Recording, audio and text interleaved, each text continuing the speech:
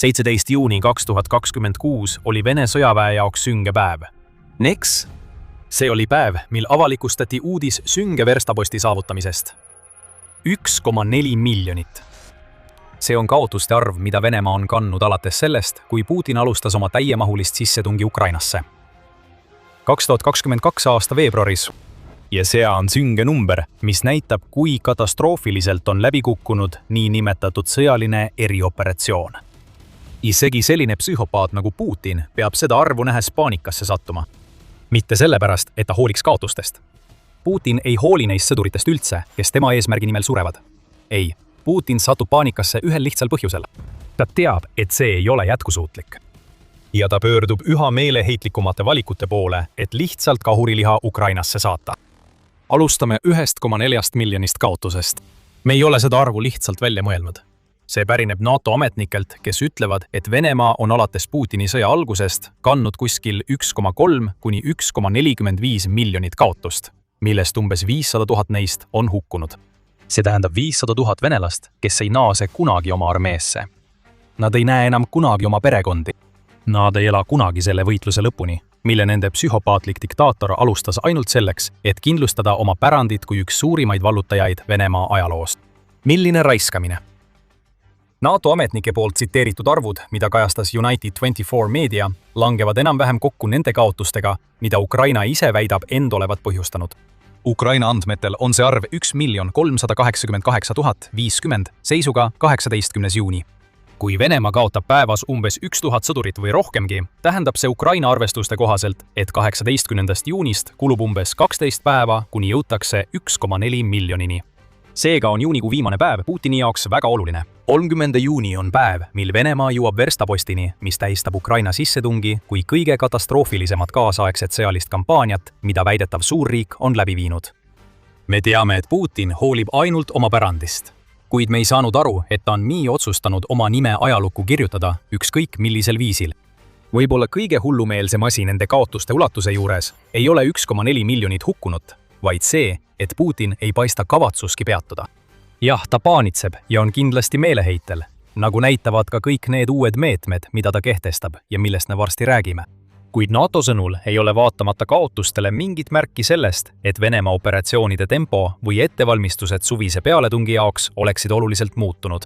Putin tahab jätkata samal kursil, hoolimata sellest, et isegi tema peaks mõistma, kui paljud veel tema psühhopaatia tõttu surevad. Veidi rohkem konteksti aitab siin palju.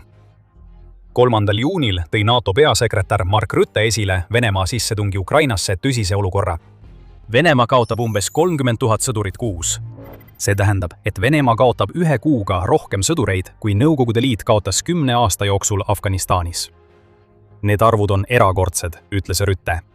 Erakordne on üks viis seda öelda. Meie ütleksime hullumeelne. Rutte kritiseeris Putinit mitte ainult kaotuste pärast, mis on tõesti tohutud võrreldes Venemaa eelmise suure sõjalise kampaaniaga, vaid ka selle eest, kuidas Venemaa saadab oma sõdureid rindele. Sind on visatud rodeole. Sulle antakse varustust ja seadmeid, mis ei vasta sinu vajadustele. Sind saadetakse rindele, kus on suur tõenäosus saada haavata või surma. Kui Putinil on hing, siis see süüdistus raputaks teda. Praeguses olukorras ei saa ta tegelikult vaielda millegi vastu, mida Rutte ütles. Kui üldse, siis Rutte on Putini suhtes isegi veidi helde, kui rääkida kaotustest, mille eest ta iga kuu vastutab. Tal on täiesti õigus, et Venemaa kaotab iga kuu rohkem sõdureid kui kogu Afganistani sõjas, mida Nõukogude Liit pidas. Ameerika avaliku ringhäälingu arhiivi andmetel koges Venemaa selle 10-aastase konflikti jooksul umbes 15 000 kaotust. Nii et see ei ole lihtsalt rohkem, vaid iga kuu on Venemaal 2 korda rohkem kaotusi kui 10 aasta jooksul sõjas Afganistani vastu. Ja kui tulla tagasi selle 1,4 miljoni koguarvu juurde, siis see on rohkem kui ükski suurriik on kogenud pärast teist maailmasõda. Tegelikult Venemaa jätkab siin rekordit, mille ta juba mitu kuud tagasi püstitas. 28. jaanuaril kirjutas Euronews raportist, mille koostas strateegiliste ja rahvusvaheliste uuringute keskus ehk CSIS, mis paljastas, et 1,2 miljonit kaotust, mida Venemaa tol ajal oli kogenud, oli rohkem kui 80 aasta suurim näitaja ühegi suurriigi puhul. See pakkus ka mõningaid võrdlusi USA-ga. Korea sõjas hukkus 54 246 inimest. Vietnami sõjas hukkus 47 434 inimest. Venemaa ületas need arvud juba aastaid tagasi Ukrainas ning need sõjad peeti aastakümneid tagasi ilma kogu selle kaasaegse varustuseta, mida USA tänapäeval kasutab. Kui soovid värskemat võrdlust, vaata operatsiooni Eepiline raev Iraanis. See sõda maksis USA-le 394 ohvrit, kellest 13 hukkus. Nii traagiline kui see ka pole, näitab see erinevust kaasaegse sõjamasina ja Venemaa Ukrainas kasutatava iidse kurnamisstrateegia vahel. Venemaa ei pea kaasaegset sõda. Kõik, mida ta on teinud, on loonud lihaveski, mis tapab oma enda sõdureid tühiste saavutuste nimel Ukrainas. Kremli juhi kohal olev psühhopaat on samuti ametlikult täitnud jaanuaris tehtud ennustuse. Sama CSIS-i raport, mis tõi esile 1,2 miljoni ohvri tegeliku ulatuse, ütles ka, et tõenäoliselt jõuab sõja mõlema poole kogukaotuste arv kevadeks 2 miljonini. Kyiv Independenti andmetel on Ukraina alates Putini sissetungi algusest kaotanud 500 000 kuni 600 000 inimest.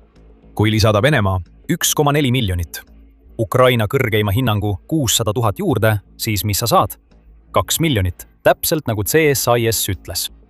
Putini ettearvatavus on tema suurim vaenlane Ukrainas, kuid see psühhopaat ei suuda kuidagi kõrvale kalduda kursilt, millele ta on Venemaa seadnud.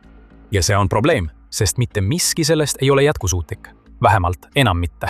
Mõni aasta tagasi võis Putin endale lubada kümnete tuhandete sõdurite ohverdamist, sest tundus, et see allikas ei kuiva kunagi. Kuid 2026 aastal võitleb Venemaa juba märkimisväärse elavjõu puudusega, ütles Ukraina relvajõudude kindralstaabi ülem Andrii Hnatsov 15. mail. Vaenlase kaotused lähenevad nende ridade täiendamiseks värvatavate lepinguliste sõdurite arvule ning mõnikord ületavad seda isegi. Tegelikult viib Venemaa juba praegu läbi lahingutegevust märkimisväärse elavjõupuuduse tingimustes. Ja see olukord meie hinnangul ainult süveneb, ütles NATO vaid kuu enne seda, kui Venemaa jõudis oma viimase verstapostini. Ja tema väiteid, et Venemaa värbajatel on raskusi vabatahtlike leidmisega, toetab 14. juuni CNN-i raport, mis ütleb, et Venemaa vabatahtlike sõdurite värbamine 2026 aasta esimeses kvartalis oli 20% väiksem kui 2025 aasta. Ja isegi need naeruväärsed rahalised stiimulid, mida Kreml pakub potentsiaalsetele vabatahtlikele, ei ole piisavad, et veenda inimesi, kes teavad, et Ukrainasse minek on surmaotsus. Kuskil Vene punkris on Putin paanikas. Aga mitte nendel põhjustel, mida sa võiksid arvata. Iga teine inimene vaataks oma riigis toimuva hävingu ulatust ja saaks aru, et see on juba liiga kaugele läinud. Neil oleks kaastunnet. Nad saaksid aru, et aeg sõdurid Ukrainast välja tuua on ammu möödas. Aga mitte Putin. Keda ei pane paanikasse ei surmade ulatus, ega see, mida inimesed võivad vastuseks teha. Putin on enda loodud võimustruktuuri tugevuses ülimalt kindel. Ei, see, mis paneb sellise psühhopaadi nagu Putin tõeliselt paanikasse, on lihtne. Kust ta saab rohkem sõdureid? See on kõik, mis Putinit huvitab, kui ta sunnib Venemaad taluma sõda, mis on toonud kaasa juba 1,4 miljoni suurused kaotused ja see arv kasvab. Ja Putinil on mõned lahendused. Tema probleem on selles, et iga lahendus on eelmisest hullumeelsem ja ükski neist ei ole see, mida tal oleks vaja sõja võitmiseks. Kõik, mida need lahendused teevad, on anda Putinile rohkem inimesi, keda kasutada kahurilihana. Venemaa strateegia ei muutu sellest mitte kuidagi. Aga enne, kui me avalikustame need naeruväärsed lahendused, mille Putin on oma tööjõukriisi jaoks välja mõelnud, tuletame meelde, et te vaatate saadet The Military Show. Kui see kanal on sulle kasulik, siis on meil veel palju rohkem sarnast sisu tulemas, nii et vajuta telli, et näha meie igapäevaseid videoid. Tegelikult algasid Putini hullumeelsed meetodid Vene vägede arvu suurendamiseks juba ammu enne seda, kui Venemaa jõudis oma viimase ja kõige masendavama verstapostini. Mitu aastat tagasi tuli Putinil geniaalne idee hakata värbama sõdureid Venemaa vanglatest. Pakkumine oli alati lihtne. Teenid Ukrainas ja sinu karistus muudetakse kergemaks. Saad Venemaa kangelaseks ja sinu kuriteod unustatakse. Putin hõõrus ilmselt rõõmust käsi, kui 10 kurjategijad otsustasid liituda. Lõppude lõpuks ei saanud ta siia lihtsalt tavalisi inimesi. Tänu tema uuele skeemile hakkasid Ukrainasse voolama mõrvarid, hälvikud ja inimesed, kes on harjunud jõhkrusega. Ja tead inimesed, kes jõid avalikult purju, aga peamiselt siiski tapjad. 2025 aasta jaanuariks oli Venemaal Ukraina välisluureteenistuse andmetel õnnestunud värvata umbes 180 000 süüdimõistetut. Ja see ei olnud oluline, et need kriminaalsed sõdurid polnud hästi välja õpetatud. Kogus enne kvaliteeti on olnud Putini viis alates tema sõja algusest ning tal oli Vene ridadesse sisenemas väga palju inimesi. See strateegia rivide täitmiseks oli juba paar aastat tagasi piisavalt meeleheitlik, kuid isegi vangide värbamise allikas hakkab nüüd kokku kuivama. 2026 aasta maiks oli Venemaa vangide arv vähenenud umbes 40% võrra. Üks peamisi põhjuseid oli see, et Venemaa saatis süüdimõistetuid Ukrainasse, kuid see vangide arvu vähenemine oleks kindlasti Putinit murelikuks teinud. Nii märgatav langus tähendaks, et tal oleks peagi raskusi uute sõdurite leidmisega gulaagidest. Ja tõepoolest, just see ongi praegu toimumas. Kuna vähesed Ukrainast naasvad süüdimõistetud aitavad kaasa kuritegevuse kasvule Venemaal, peab Putin leidma üha absurdsemaid viise oma armee toetamiseks. Kõigepealt tuli ta vangide järele. Nüüd tuleb Putin tudengite järele. Juunikuu alguses avaldas Ukraina projekt I Want to Live, mis pakub Vene sõduritele ressursse, et nad saaksid Ukrainale alistuda ja pääseda Putini lihaveskist. Nimekirja, milles selgus, et 1059 Vene tudengit on liitunud Putini armeega. Ärge tehke viga arvates, et need tudengid on vabatahtlikult liitunud. Paljusid sunnitakse liituma armeega värbajate poolt, kes veedavad aega ülikooli linnakutes, et veenda uut põlvkonda vene mehi end ohverdama Putini ambitsioonide nimel. Venemaa sissetungi 5. aastal kõnnivad agitaatorid ja sõjaväe värbamiskomisjoni ametnikud läbi Venemaa ülikoolide, et värvata eilseid koolilapsi sõtta. Vangide arv on peaaegu otsa saanud, nii et nüüd tuleb saata lapsed rindele, seisab raportis. Kremli panustab täielikult sellele värbamismeetodile. Austraalia ABC News Networki 7. juuni raporti kohaselt on Venemaa kõrgemad ametnikud seadnud eesmärgiks värvata sõjaväkke 2% kõigist meesõpilastest. Et veenda neid liituma, pakub Venemaa võimalust kustutada kõik nende õppemaksud ja eemaldada halvad hinded nende õpingukaardilt, pakkudes seega õpilastele uut algust, kui nad vaid Ukrainast elusana tagasi tulevad. 1,4 miljonit nende kaaslast pole sellega hakkama saanud. CNN uuris samuti seda tudengite värbamisstrateegiat ning kanal sai privaatsõnumeid neilt, keda Venemaa sihib. Üks tudeng väitis, et surve on tohutu, teine lisas. Ülikoolis on droonivägede kohta plakateid sõna otseses mõttes igal pool. Muidugi ei ole äsja 18-aastaseks saanud noorte värbamine sõjaväkke sugugi uus taktika. Aga meeleheide seisneb siin selles, et Putin on juba suure osa Venemaa praegusest meespõlvkonnast ära kulutanud ja on nüüd liikunud järgmise sihtrühma juurde, sihtides inimesi, kes peaksid olema Venemaa parimad ja andekaimad, et nad võitleksid Ukraina sõjas. Selle asemel, et teha seda, mida nende haridus neile võimaldaks. Praegusest põlvkonnast ei piisanud. Putin on valmis ohverdama ka järgmise. Siiski, veidi üle. 1000 õpilase ei ole selle konkreetse strateegia jaoks just suur saak. Nii muutub meeleheide Vene psühhopaadi peas veelgi sügavamaks. Ja et rahuldada Putini lõputut soovi saada rohkem sõdureid, on värbamispüüdlused laienenud õppehoonetest ka töökohtadesse. Või peaksime ütlema, et need olid juba enne õppehoonetest kaugemale läinud, enne kui Kreml hakkas kehtestama tudengite värbamiskvoote. Märtsi lõpus teatas Moscow Times, et Rjazani kuberner Pavel Malkov oli kehtestanud sõjaväe värbamiskvoodid, mis kehtivad kõigile piirkonnas tegutsevatele ettevõtetele. Iga ettevõte, kus töötas 300 või rohkem töötajat, pidi esitama 2 kandidaati Vene sõjaväkke. Kui ettevõttes oli rohkem kui 500 töötajat, siis kandidaatide arv tõusis 5-ni.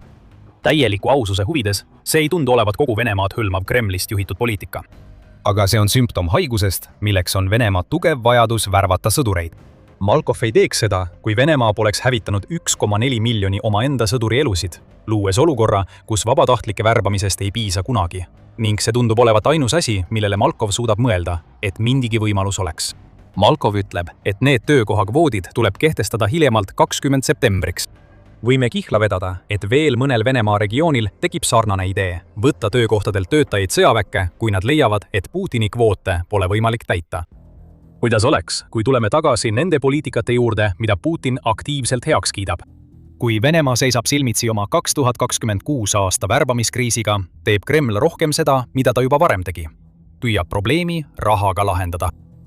Sularaha on alati olnud viis, kuidas Venemaa oma vabatahtlikke värbab, kuid praegu kasvavad summad palju suuremaks kui kunagi varem nähtud. 14. juuni raportis avaldas RBC Ukraine, et Venemaa reklaamib nüüd allkirjastamisboonuseid kuni $80,000. Need ei ole palgad, vaid ühekordsed maksed, mida Venemaa annab igale vabatahtlikule, kes sõtta registreerub. Ja lisaks sellele paistab Putini meeleheide väljapakkumisega anda vabatahtlikele, kes on sattunud rahalistesse raskustesse, võlakergendust kuni $140,000. Jällegi üritab Kreml meelitada neid, kellel on raskusi, pakkudes neile võimalust oma probleemidest välja pääseda. Asi on selles, et sellele väljapääsuteele patrullivad Ukraina droonid ja 1,4 miljonit inimest pole juba selle tee lõppu jõudnud. Mis teeb need rekordilised summad veegi märkimisväärsemaks, on see, et alles hiljuti pidid paljud Venemaa piirkonnad oma liitumisboonuseid vähendama, kuna need mõjusid riigieelarvele väga halvasti. Juba oktoobris teatas Raadio Vaba Euroopa, Raadio Vabadus, et näiteks Tatarstan ja Samara olid oma boonused viinud föderaalse miinimumini, milleks on $5000. Vähem kui aasta hiljem on boonused sellest miinimumist 16 korda suuremad. See ei juhtu sellepärast, et Venemaal oleks äkitselt raha külluses. See kõik tuleneb Putini soovist muuta juba niigi halvad kaasaegsed sõjalised kaotused veelgi hullemaks, kuni selleni välja, et on valmis halvama terveid piirkondlikke majandusi lihtsalt selleks, et saada veel mõned vabatahtlikud liituma. Aga räägime veel suuremast meeleheitest. Lisaks üliõpilaste survestamisele, töökohtade sundimisele kandidaatide esitamiseks ja raha pakkumisele, mida Venemaal pole, vaatab Putin ka oma enda territooriumist kaugemale. Aafrika on sihtmärk. Täpsemalt noored Aafrika mehed, keda Venemaa arvab suutvat ära meelitada, et nad lisanduksid selle 1,4 hulka. 18. juunil teatas Euronews, et Ukraina sõjaväeluure on avalikustanud, et Venemaa on rajanud üle kogu Aafrika kasvava võrgustiku Vene maju. Need majad on muutunud sõjaliseks värbamiskanaliks, kuna Kreml pakub töökohti ja haridust vale ettekäändena, et meelitada noori mehi uksest sisse. Valed jätkuvad kuni selle hetkeni, mil õnnetu inimene, kes seda sireenikutset kuulas, satub droonitehasesse või paljudel juhtudel rindele, mis on juba nõudnud nii paljude venelaste elu. Aafrika strateegiliste uuringute keskus ütleb, et see olukord on valeinfo, inimkaubanduse ja välissekkumise kokkulangemine.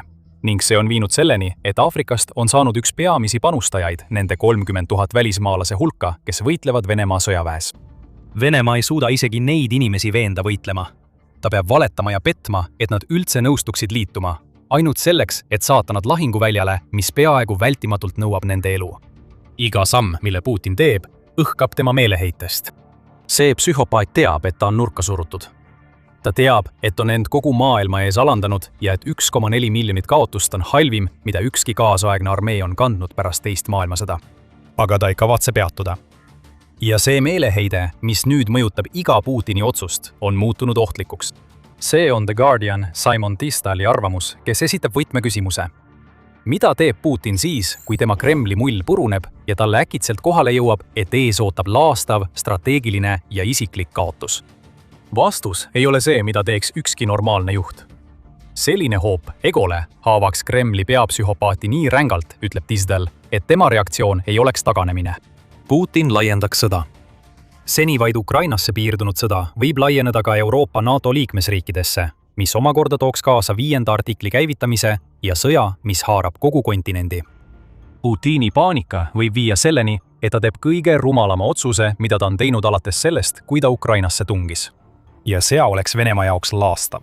Suurim sõjaline katastroof kaasaegses ajaloos kujuneks suurimaks kriisiks, mis on Venemaad tabanud pärast teist maailmasõda.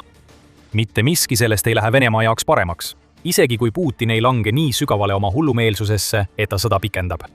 Surm jätkub ja me teame seda, sest Ukraina püstitab igal pool rekordeid. Sõdureid, suurtükiväge, soomustehnikat ja logistikat hävitatakse arvudes, mida pole kunagi varem nähtud. Ja saad meie videost teada kõigest sellest ning ka sellest, miks need numbrid on Putini unistusele Donbass septembriks vallutada hukatuslikud. Kui sulle see video meeldis, siis tellimisnupp ootab sind. Vajuta sellele ja toeta kanalit The Military Show, kui toome sinuni igapäevaseid ülevaateid kõigest, mis puudutab Ukraina sõda. Ja nagu alati, aitäh vaatamast!